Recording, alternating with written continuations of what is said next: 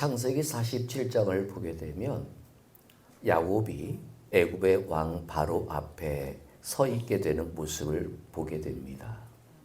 그가 애굽 왕 바로 앞에 섰던 것은 이스라엘의 그 흉년이 들어 먹을 것이 없어 그의 아들들을 음식을 사기 위해, 곡식을 사기 위해 애굽으로 보냈는데 뜻하지 않았던, 죽은 줄로만 알았던 아들 요셉을 살아있음을 확인하고 만나게 되는 감격스러운 자리를 야곱이 맞이하게 됩니다.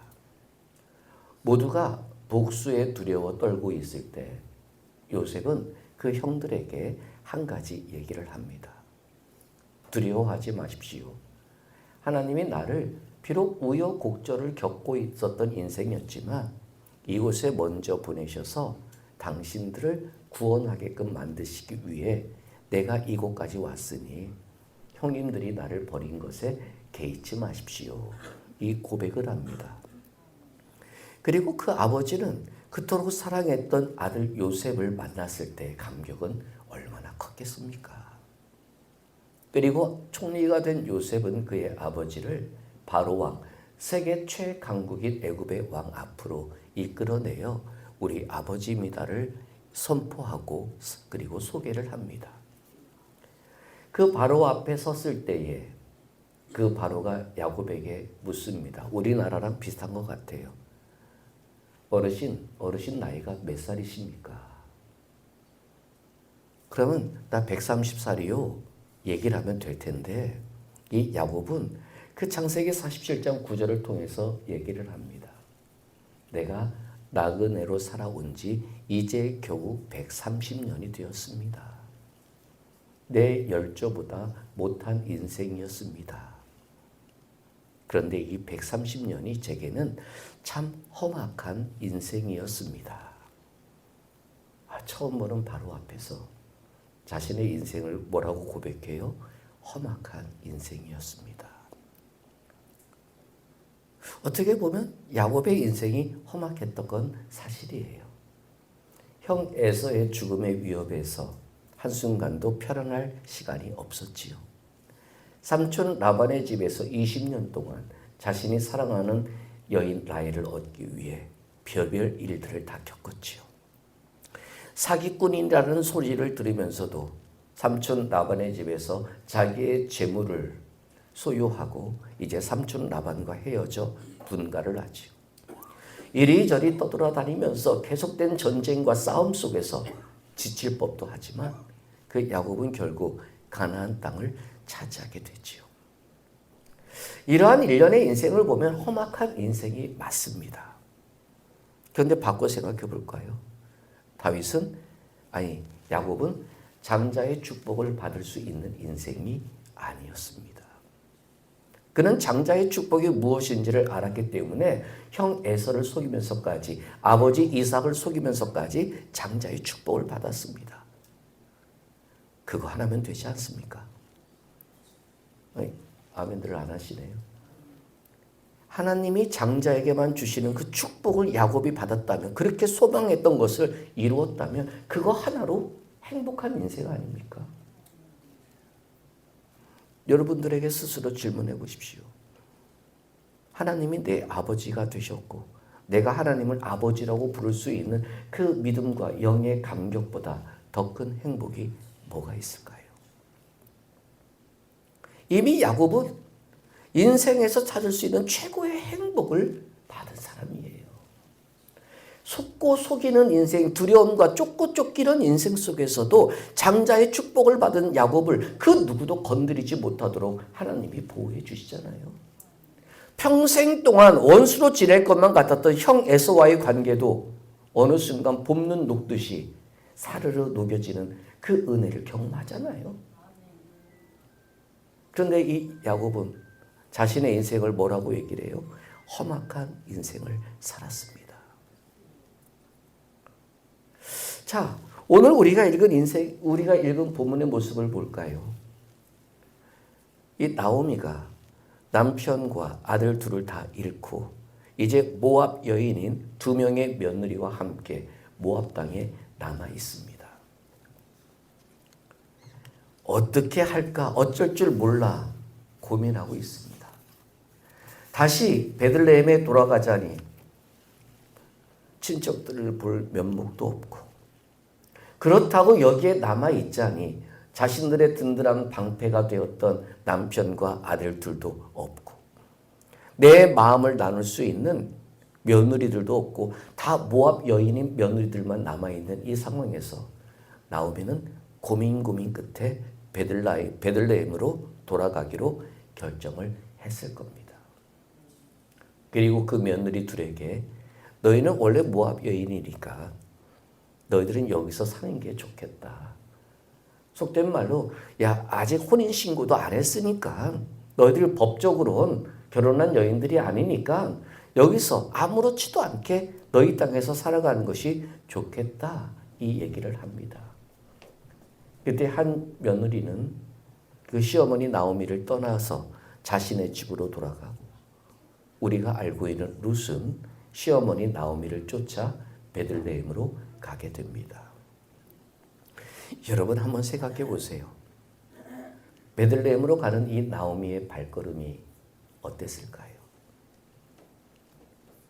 여러분들 같으면 룰루랄라 기뻐 뛰며 소풍 가듯이 베들레헴을 향해 걸어갈 수 있겠습니까? 천근 만근 무기였을 거예요. 돌아가고 싶은 마음은 없었을 거예요. 그런데도 돌아갈 수밖에 없어요. 왜? 거기밖에 없으니까요. 여러분 이게 참 문제인 거예요. 저와 여러분들이 어디로 돌아가야 할지는 알잖아요. 그렇죠? 저와 여러분들이 어디로 돌아가고 어디로 가야만 하는지를 잘 알고 있잖아요. 그런데 왜 이렇게 잘 알면서도 그 길을 걸어가는 발걸음이 무거울까요? 가뭄이 들어서 그럴듯한 이유를 가지고 모압 땅으로 옮겨왔어요. 10년 동안 나름대로 모압 땅에서 잘 먹고 잘 살고 결혼까지 했어요. 그런데 이런 일이 일어날 줄 누가 알았겠어요? 다시 베들레헴으로 돌아간다는 것 면목이 안 서잖아요. 바꿔 말씀드릴까요? 하나님의 은혜로 우리 잘 먹고 잘 살았단 말이에요. 하나님의 은혜로 우리 부족할 것 없이 살았단 말이에요. 남들과 비교하지 않아도 우리는 그럭저럭 살만한 인생이었단 말이에요. 그런데 그 가뭄 하나, 그 흉년 하나로 모든 사람들이 쫓아가고 모든 사람들이 떠나가고 있는 그 자리에서 그 길을 걸어갔던 우리였어요. 또 거기서 10년 동안 잘 먹고 잘 살았네요. 그런데 이런 일이 일어난 거예요. 뜻하지 않은 일이 일어난 거예요. 하나님께 돌아가야 한다는 사실을 알고 있지만, 하나님에게 다시 가야 한다는 걸 알고 있지만 그게 그리 쉬운 발걸음은 아닐 거예요. 이 나오미는 차라리 내가 여기서 굶어 죽으면 죽었지 못 가겠다라고 얘기해도 다 이해가 되는 처지예요. 그런데 나오미는 모압 여인인 며느리 룻을 데리고 베들레헴으로 걸어가요. 여러분 나오미라는 이름의 뜻이 뭔지 아세요? 아마 성경책 가지신 분들은 거기에 나오미의 이름의 뜻이 나왔을지도 몰라요. 이 나오미 이름의 뜻을 영어로 보면 pleasant라고 하는데 이것은 기쁘다, 즐겁다, 만족하다는 뜻이에요. 기쁨과 즐거움과 만족의 이름을 가진 이 나오미가 흉년이 들어 베들레헴을 떠나 모압에서 10년 동안 기쁨과 즐거움과 만족의 인생을 살았단 말이에요. 그런데 그 기쁨과 즐거움과 만족의 이름이 이제 망가져 버린 거예요. 왜 그럴까요? 여러분, 뭐 결과론적이고 어떻게 보면은 참 위험한 해석일 수도 있겠지만, 제가 첫 시간에 룻기 첫 시간에 말씀드렸잖아요. 그 자리가 기근이 있어도, 그 자리가 흉년이 있어도, 그 자리가 가뭄이 있어도, 그 자리가 하나님이 내게 주신 자리라면 버텨야지요. 왜 신앙에서 인내를 얘기를 하는지 아십니까? 신앙에서 말하고 있는 인내는 무조건 견디고 참고 이를 악물고 버티라 이 얘기가 아니에요. 네가 있는 곳이 하나님이 주신 곳이라면, 네가 하는 일이 하나님이 주신 사명이라면, 네가 보는 것이 하나님이 내게 보여주시는 환상이라면 어떠한 일이 있어도 어떠한 가뭄이 있어도 어떠한 흉년이 있어도 그 자리를 지킬 수 있는 것, 그것을 인내라고 하는 거예요. 만족과 즐거움과 기쁨의 이름인 나오미가 이제 살려고 떠났던 그 자리에서 모든 것을 다 잃어버린 빈털터리의 인생으로 베들레헴으로 저벅저벅 무거운 발걸음을 내딛어 돌아오고 있습니다. 그런데 우리가 읽은 본문을 보면 참 재밌는 표현이 나와요. 19절 보십시오. 19절에 보시면 뭐라고 표현하느냐? 베들레헴에 이를 때 온 성읍이 그들로 말미암아 떠들며 이르기를. 여기서 떠들며라고 하니까 반갑게 맞이하는 소리로 번역이 될 수도 있고 저것들 왜 왔지 하고 비난하는 소리로도 해석될 수가 있어요. 그런데 영어 성경을 보면은 뭐라고 하냐면 반가워서 야 나오미 왔구나 이 떠듦이 아니라 저것들 왜 왔지? 지 살려고 베들레헴을 떠난 저것들이 왜 다시 돌아온 거야? 기분 나쁘게. 이 얘기예요. 환영받지 못한 돌아옴. 물론 나오미도 누군가 자기들을 환영해 줄 거라고 생각하지는 않았을 거예요. 그런데도 너무나 차갑게, 너무나 싸늘하게 자신이 돌아온 모습을 보면서 자신이 겪은 인생의 풍파를 보면서도 그 누구 하나 등 두들겨주고 위로해 주는 사람이 없었어요. 그런데도 나오미와 이방 여인 룻은 베들레헴으로 들어가요. 왜요? 거기가 하나님이 내게 주신 땅이기 때문이에요. 제가 여기까지만 일단 우리 생각해 보자고요. 여러분들은 지금 어디를 향해 가고 계시는 인생이십니까? 하나님이 내게 주신 땅, 하나님이 내게 주신 그 장소, 하나님이 내게 주신 그 인생의 자리에 흉년이 들어 그래 떠났다 칩시다. 좀 더 나은 자리를 찾아서 떠났다 칩시다. 좀 더 멋진 곳을 향해서 달려갔다고 쳐봅시다. 거기서 이런 아픔과 이런 좌절과 이런 절망을 겪어 다시 아버지께로 돌아오기 위해서 내가 발걸음을 올려 돌아왔는데 누구 하나 환영해 주는 사람이 없이 모든 사람들이 손가락질한다고 쳐봅시다. 그래도 그 자리를 향한 여러분들의 발걸음을 멈추지 않을 수 있겠습니까? 우린 죽어도 가야 돼요. 왜요? 거기가 내가 있어야 할 곳이니까. 아멘 안 하시네. 거기가 내가 있어야 할 자리니까. 손가락질을 하고 수근거리고 누가 비난할지라도 우리는 그 자리에 가야 돼요. 이 나오미가 목숨을 걸고 비난과 갖은 조롱을 겪으면서도 남편 잡아먹은 여자라는 소리, 아이를 둘을 죽여버린 여자라는 소리를 들으면서도 베들레헴으로 끝까지 걸어갈 수 있었던 것은 그곳이 하나님이 나와 함께하는 자리이니까. 이 나오미가 자기를 향해 비난하고 있는 그 사람들에게 뭐라고 얘기를 하는지 아십니까? 21절을 보십시오. 21절에 보시면 참 재밌는 표현이 나와요. 내가 풍족하게 나갔더니 여호와께서 내게 비어 돌아오게 하셨느니라. 여러분 하나 생각해 볼까요?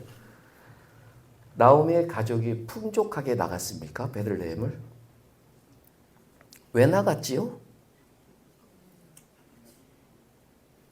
흉년이 들어서 나갔어요. 먹을 게 없어 나갔어요. 배고파 나갔어요. 그런데 지금 이 나오미는 자신의 나감을 뭐라 그래요? 내가 풍족하게 베들레헴에서 떠나갔다라고 고백해요.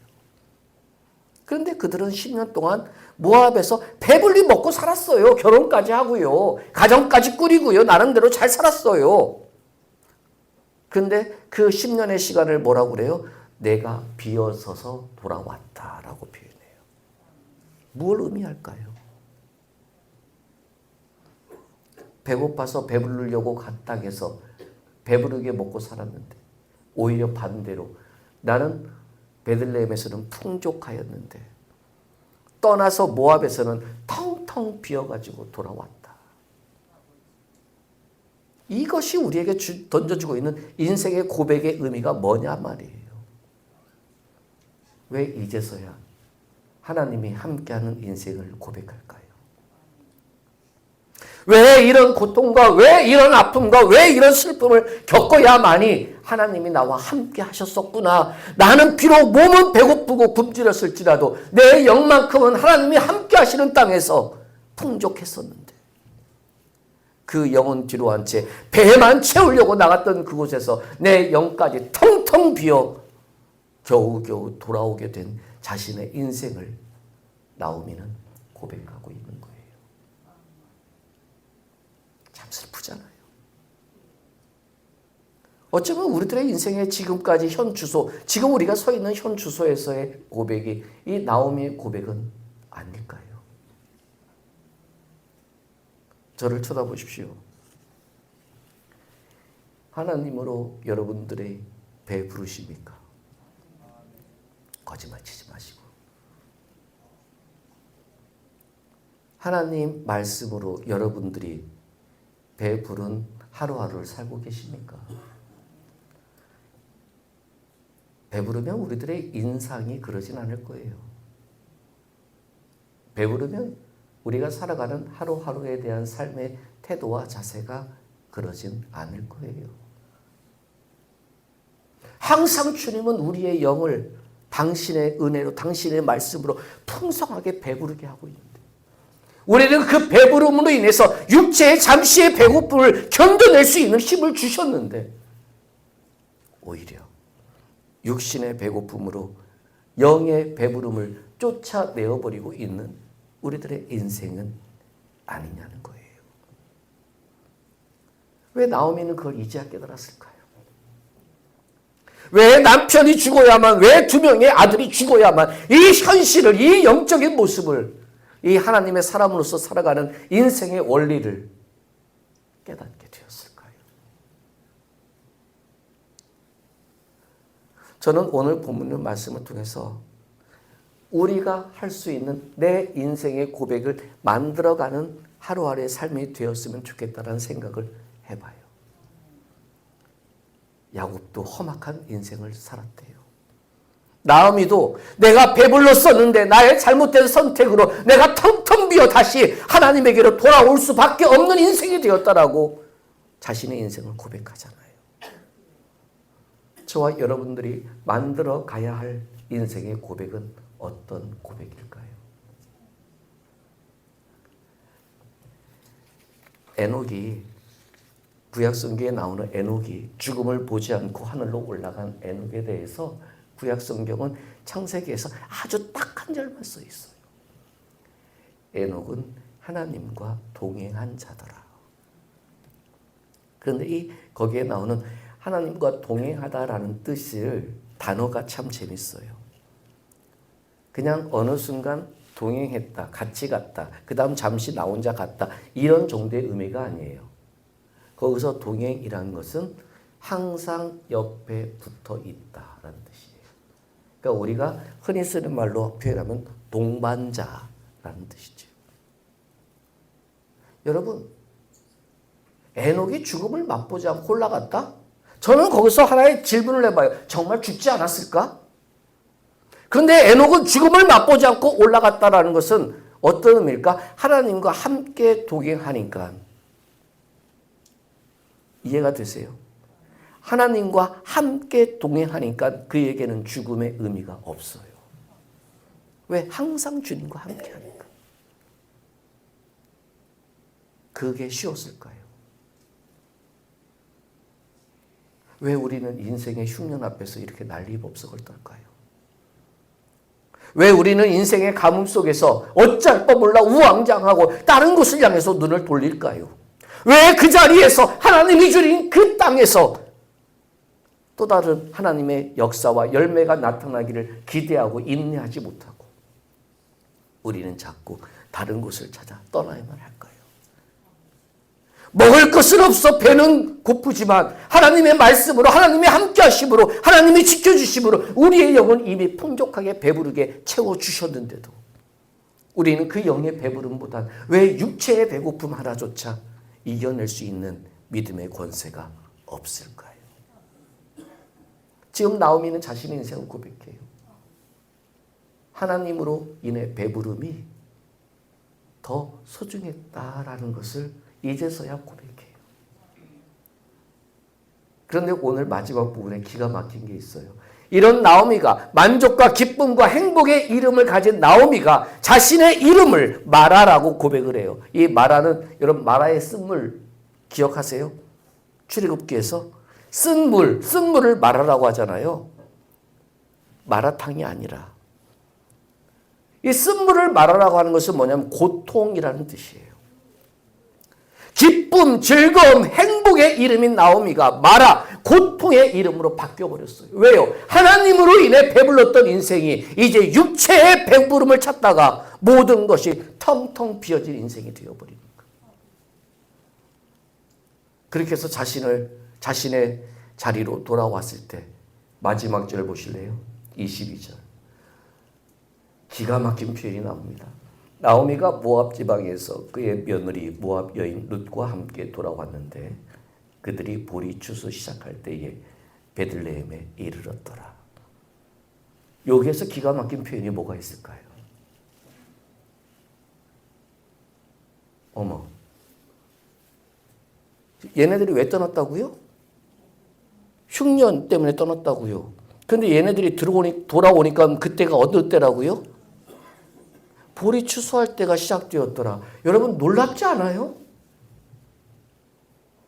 왜 이렇게 재미가 없지요? 기가 막힌 표현 아니에요? 배고파서 가뭄이 들어서 먹을 것이 없어서 떠났단 말이에요. 근데 10년 동안 모압에서 잘 먹고 잘 살았어요. 근데 그 중간에 베들레헴에 뭐 추수를 한다는 소문이 들려온 적이 없단 말이에요. 근데 이 나오미가 고통과 아픔의 자리로 돌아왔을 때 기가 막히게 뭐라고요? 추수할 때가 됐더라.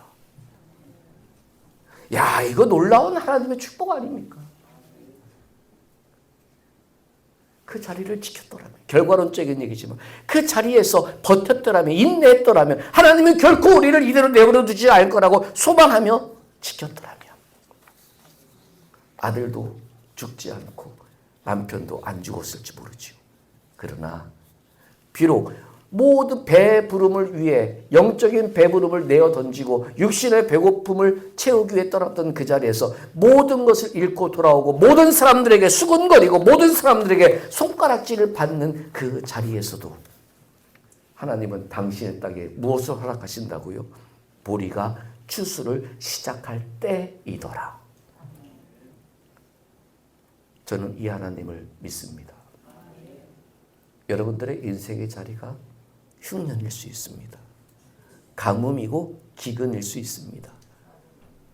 떠나야만 될 것 같은, 다른 곳을 찾아야만 될 것 같은 우리들의 결단을 촉구하고 있는 상황일지도 모릅니다. 그러나 저는 분명히 여러분들에게 질문을 하고 여러분들이 이 질문에 믿음으로 답을 해주셨으면 좋겠습니다. 지금 여러분들의 자리가 그러한 자리라도 하나님이 그 자리로 인도하셨음을 믿으십니까? 그럼 그 자리 지키십시오. 정말 그 자리 목숨 걸고 지키십시오. 그러면 흉년에서 보리가 추수를 시작할 때가 되었더라. 이 말씀으로 역사하십니다. 우리의 인생 고백이 이래야 되지 않겠어요? 야, 내가 10여 년 동안 배고팠는데 10여 년 동안 내 인생에 흉년이 들었는데 야, 하나님이 어느 순간 그 흉년의 땅에 보리 추수를 시작할 때가 되었더라라고 내게 축복을 주시더라. 우리가 드려야 할 인생의 고백 아니겠습니까? 왜 아멘도 안 하세요? 좋은 얘기인데. 저와 여러분들은 나 배불렀다가 나와서 빈털터리로 돌아왔어. 이것이 인생의 고백이 아니라 험악한 세월을 보냈어가 인생의 고백이 아니라 인생의 가뭄의 시간을 주님의 은혜로 버텼더니 아버지가 내게 보리 추수를 허락하시더라. 이것이 저와 여러분들이 드릴 수 있는 인생 고백이 되시기를 주의 이름으로 축원드립니다.